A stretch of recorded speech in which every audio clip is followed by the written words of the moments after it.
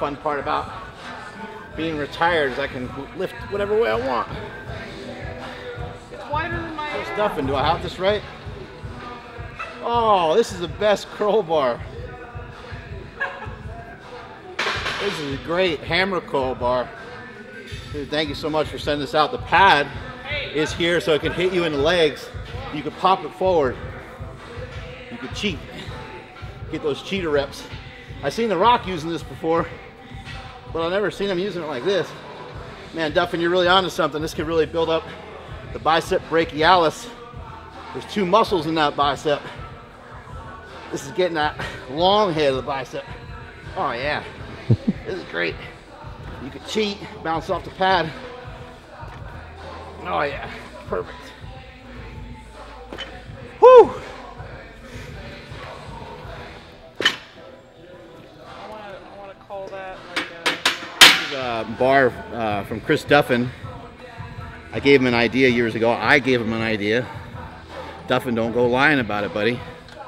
It's okay. I'm smarter than you. Everybody already knows that. I shared an idea with him because I knew that I wouldn't know how to make this, and I knew that he would do a better job than anything I can make. So gave him an idea to make a safety squat bar that had some variation to it where you can adjust it, and he came up with this monster. This thing's pretty cool. So you can adjust where the weight goes, and it slides in and out of there pretty easily. You kind of, whoops. And because I unscrewed that part's coming undone. But you can lock it in to these different brackets here, which puts the weight in a different spot. But what I'm trying to do is I'm trying to move this around a little bit. He also was smart enough to label this. They're hard to see, but it's got some numbers here. They're pretty easy for me to see, but the camera might have a hard time picking them up. And I can adjust it whichever way I'd like. So I'm gonna put it about yay. Let's see, about yay. Takes a second to get it. Whoops. My side's sliding. You got your side in there? You just tell me where you want it. So you line her up. We got that part in there. What angle do you have it on? And I am on, let's see, I got it on, I think it's on, I think 1. Or, no, I'm sorry, it's between 1 and 6. Yep. Yeah, you want to check this? Let me double check that it's right before or is it 1 too far? It's right there. Oh. Yeah, 1 click forward. So this is just to make the center of gravity different. I lifted off of the way it was previously before, and it was actually maybe just a little too easy. So I pushed it in a different spot, and we'll see if this makes it any harder or not. It's hard to tell what's going to be harder or easier, and depending on the athlete, it might be harder or easier. If you lean forward on your squats, it might be different. But this is called the Transformer bar. So now it's locked and loaded. I know that seemed like a little bit of a pain in the neck to set up, but when you're trying to be stronger, sometimes the setups take a little while.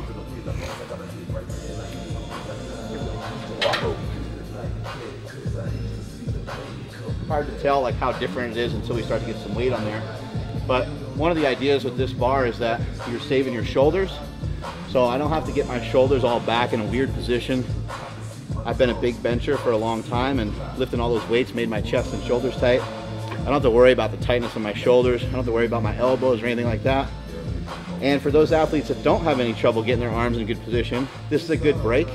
This can really help improve your bench press because you're giving your elbows and shoulders a break, which they probably need from all the benching and all the squatting that you're doing. Hands are here. Another thing I like about this bar is it tends to push you straight down, but it will also kind of pitch your upper back forward a little bit, which is a huge problem for me. So I need to use this bar a lot because I need to kind of arch into it.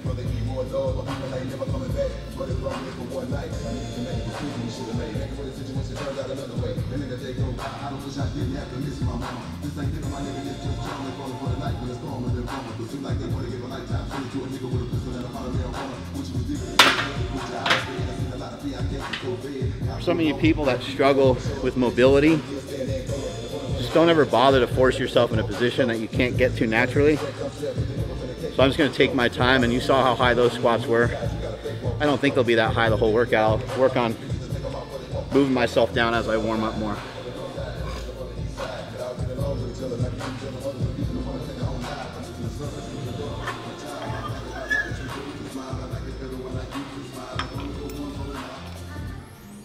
So much more to get him warmed up for his workout.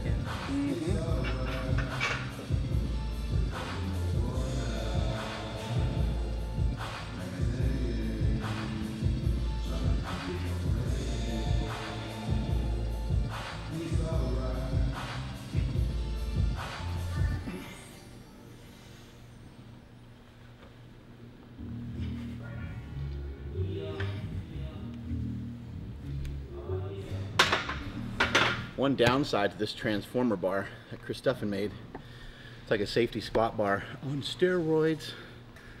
Sorry to say that, but it's true. Huge downside is you can't wear your hat backwards. Like if my hat's backwards, I go get in here like this.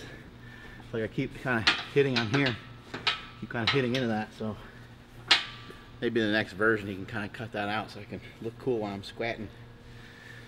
Big mistake I see a lot of people making in their lifting period is not taking their time with their warm-up. I don't think you need to take a half an hour to do a bunch of other exercises before you do your squat. However, I do think it's important that you get your heart rate up, get your body temperature up a little bit.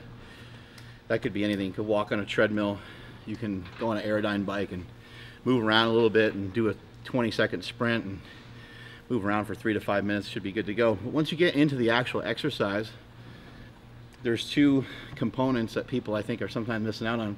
Number one is the actual warm-up weights that you use. It's okay to pick the same weight twice. So for me, I did this weight once. I'm gonna do it again.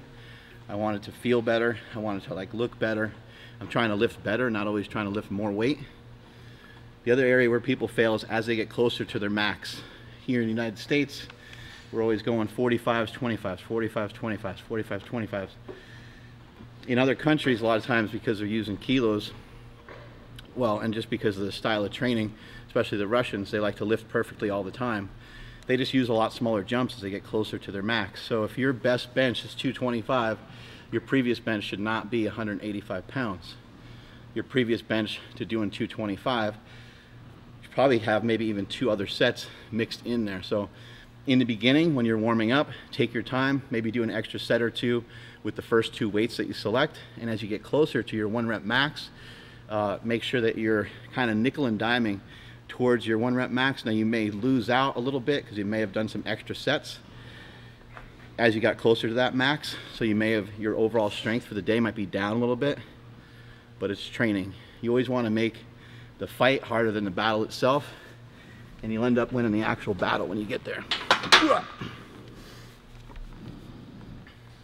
This is raw. Oh yeah, easy.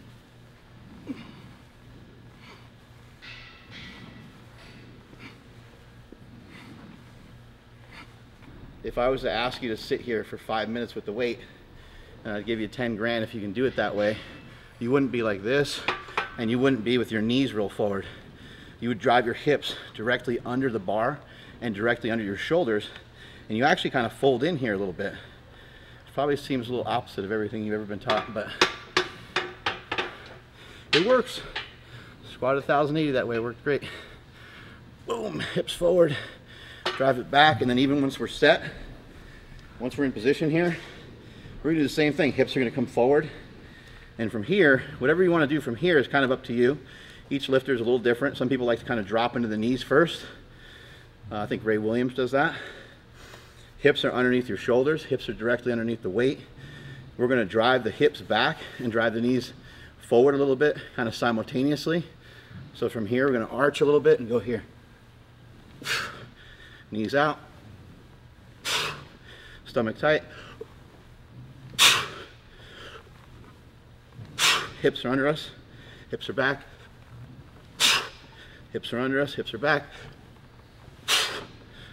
Hips are underneath. Hips are back.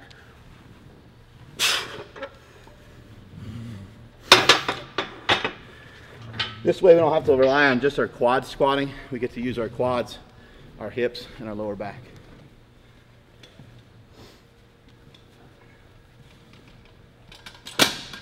checks and things should. How do I make sure that my chest stays up? Well, chest should be up kind of on all 3 lifts. And the #1 way to keep your form is just to ditch some weight off the bar.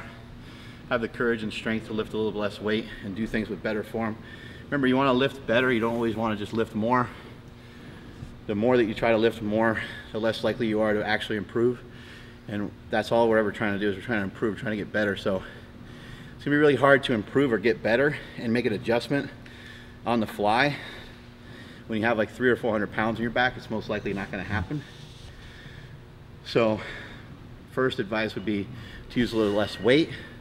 Second thing would be to really work on some movements that might improve it. In my opinion, a box squat is great for that specifically. And I would squat parallel or even slightly above, and do whatever position. You might even have to squat like 2 inches above parallel. Use a box height that allows you to squat 100% perfectly. You get a nice tight arch the whole time, chest stays up the whole time, and it never rounds over. So that would be another big suggestion. Maybe sets of 5, doing reps is a little bit more beneficial because you're trying to smooth out that problem that you have. So you have to run it over a bunch of times to kind of smooth it out. It's almost like getting like soft tissue work done. And it has to be kind of like ingrained into your system, ingrained into your body. But if the weight is too heavy, you'll never learn it. And if you're challenging yourself too much, you'll never be able to learn it either, because you might not only have too much weight on, you might be trying to squat too low. So squat higher, squat on a box, use less weight, and then additionally, even without the box, squat a little higher. Like, prove to yourself that you know how to do a perfect squat that looks perfect, that looks right. Last thing to do, and this is something that's important for everybody on every lift, is mimic other lifters that are similar size. You know, if you're a 6-foot blonde girl and you're maybe not in the lightest weight class offered to women, then you may want to look at somebody that has a similar body type to you. And if you're a guy and you're 5'2" and jacked, if you're a guy and you're a shorter guy, then you're going to want to try to check out other people that are short and see how their form matches up to yours. If you're trying to follow something that Brian Shaw is doing, and you only weigh 150 pounds, it might be really hard for you to mimic. Wow. I have a question for you, Chris. Talk about those farts. Yeah, that sounded like a fart, didn't it? Gangsta sleeves. Question for Chris.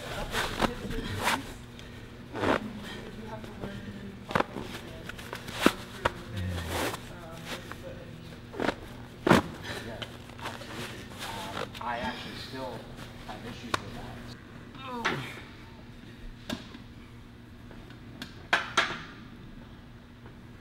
All right.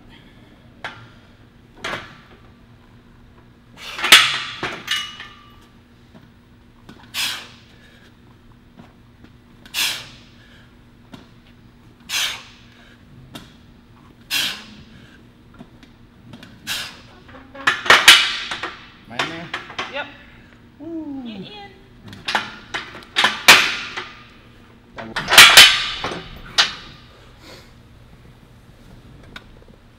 There you go. Someone said, can you ever have too wide of a stance for squats? Oh my God.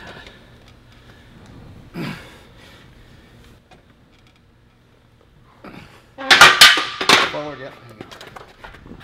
From what I've seen, for a lot of people, it's great to practice wider squats. I've seen a lot of people go wider in the squat and gain a lot of strength when they go back in. I've also seen them go wider in the squat and gain a lot of strength on their deadlift, whether it be sumo or conventional. I've not really seen the reverse happen, so I haven't seen a lot of people train in close and improve out any wider. Also, it seems like by squatting a little wider, it just helps your deadlift a lot, in this particular a box squat. So just from what I've seen in a lot of the West Side stuff that's been ingrained in me and a lot of things I've learned over the years, it seems like it's a good idea for everyone to try to squat wider somewhere in their training. It doesn't have to be all the time, but Those of you that are kind of squatting like this, you're probably squatting this close together because your hips are weak, and probably because it just kind of hurts, it's uncomfortable. But powerlifting is supposed to be kind of uncomfortable, so find some positions that make you uncomfortable. Now the angle of everything just changed, so if you're squatting and we're now out here, you might tend to round a little bit in the bottom, and now you're trying to force a position that's just not there. And so just go out a little bit from whatever your normal stance is. Oh, yeah. We going 5 again? Yeah, I think so. Normally I had some shoes on, but I'm kind of being lazy. You want to try to force your knees out to where your ankles are, force your knees out to where your feet are. And you want to try to keep your toes down, but you'll see, like, they'll move around a little bit. I'm actually trying to claw the ground. I'm trying to screw my feet into the ground if I'm doing everything the right way, which I don't always do.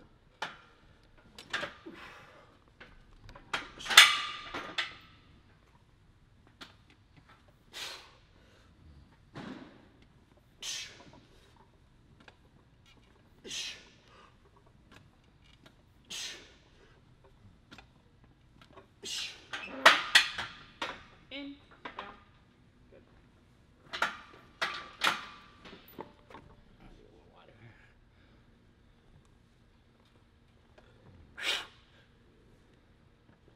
There you go.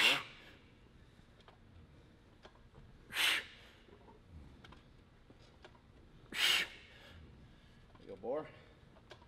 There you go. Oh, there you go. Good. Big problem with this is I pretty much these pillows. My legs are actually way bigger now than they ever were when I was squatting those big weights and I was super fat. Hip. Up.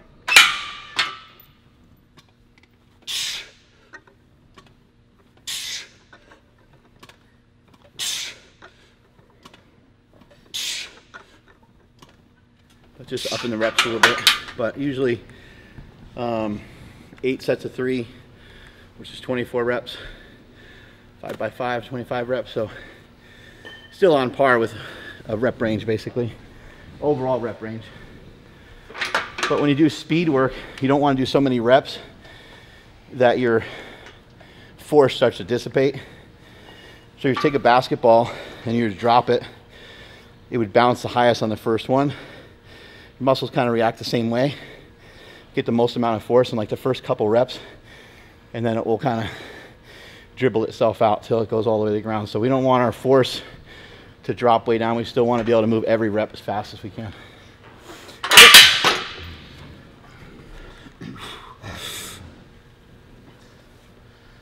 There you go.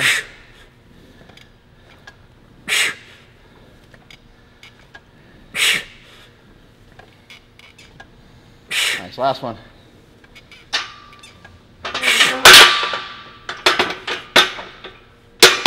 Midget. I took my shoes off, so I was a little shorter there. Yeah, I was wondering. But taking the shoes off felt like you took 50 pounds off. That's how rocky the shoes were. Yeah, it felt a lot easier. You're doing dynamic effort work, you get to get it done pretty quick. So I'm able to kind of go back and forth. And he's done, and I go, and we go back and forth, and not a whole lot of rest in between sets.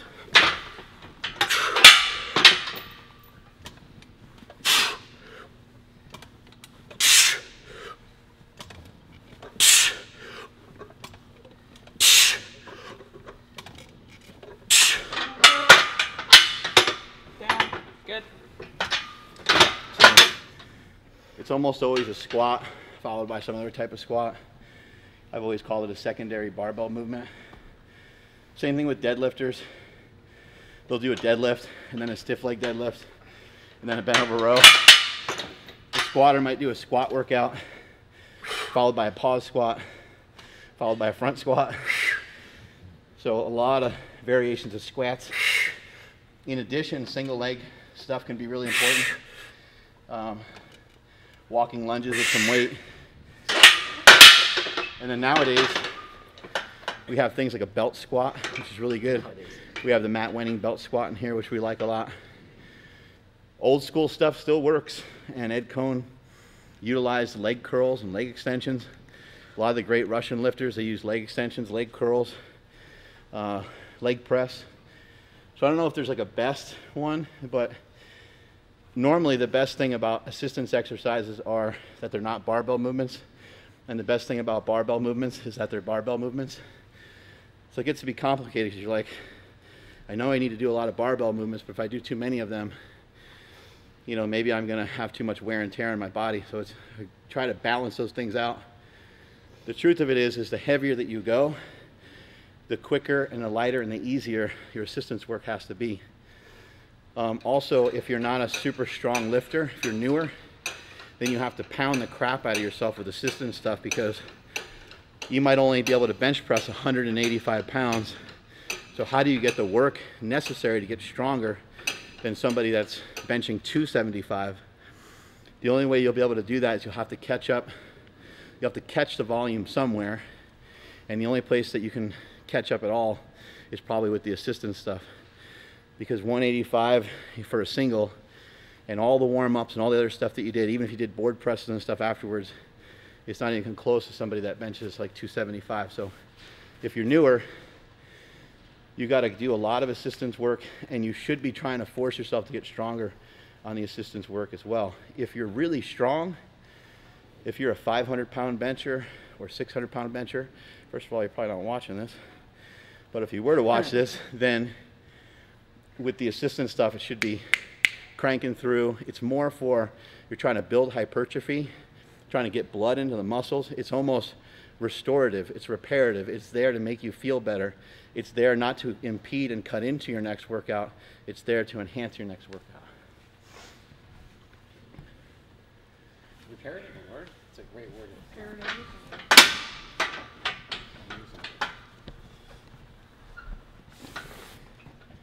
Restorative? Restoration?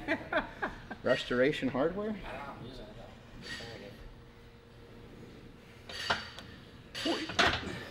though. Yep. There you go. Good. Nice. Explode. Good. Come on, one more. There it is. Also, some higher level athletes and some people I've worked with who've broken all-time world records, such as Stan the Rhino Efforting. We had him do box squats in most of his training when it was time to go real heavy, just for mental capacity. We had him do a lot of box squats, but the box squats that he did later on in his training, at first we had him doing regular box squats where he'd rest all his weight on the box and explode back up. That was to build up the hips, but then to build up the mind and to tell him that he could handle those big weights, we had him touch and go off of a box. He'd go down real slow. You guys seen him doing it, hip, hip, hip, hip, all the noise he makes. Take him about 6 seconds to 8 seconds to squat down. It would take him about 2 to get back up with like 850 pounds. It was just insane, didn't make any sense, but that's a good way to use it for timing purposes, to teach yourself to get tight and to pull yourself down with your hamstrings.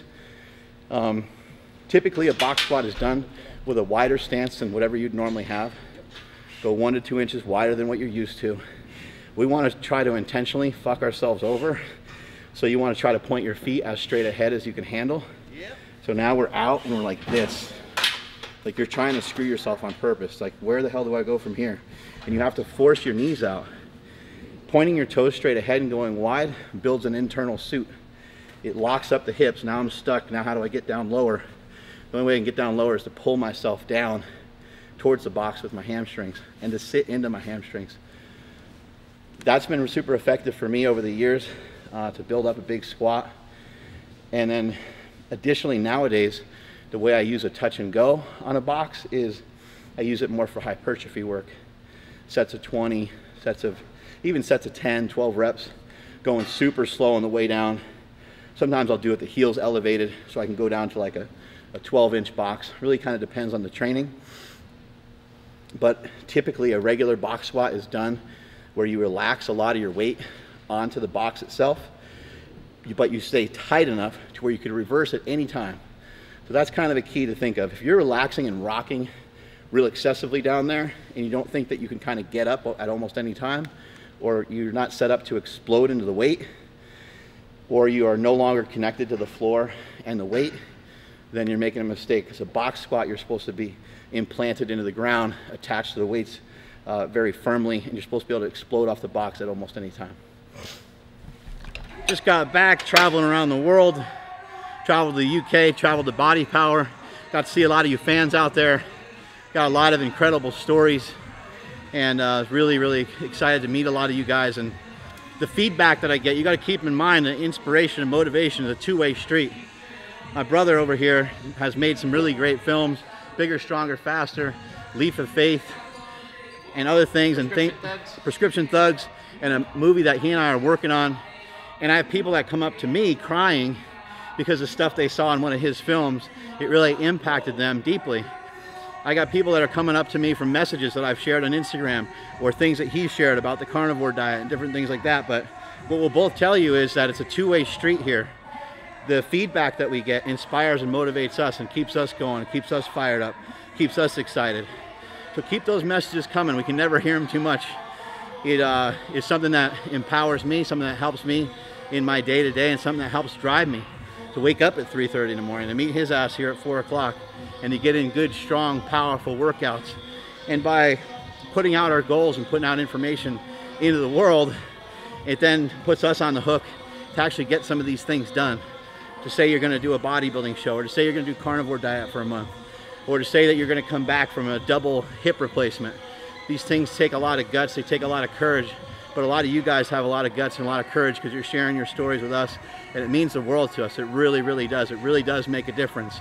I don't always want to be filmed. I don't always want to be on Instagram. I don't always want to do this stuff, but I'm forever grateful to all of you that share the story, because it motivates me to continue to put this message out and to continue to put this information out. Remember, it's as simple as putting one foot in front of the other. Just break inertia. Just get a little bit of momentum in your life. Just get yourself moving a little bit. Depression, anxiety, sadness, madness, all these things, they all hit us. They all hit us hard in the face each and every day. We're all faced with these things. But if you make yourself so busy that you can't even think, then you're in a really good place, because then you don't have time to sit around and be depressed. You don't have time to sit around and feel sorry for yourself.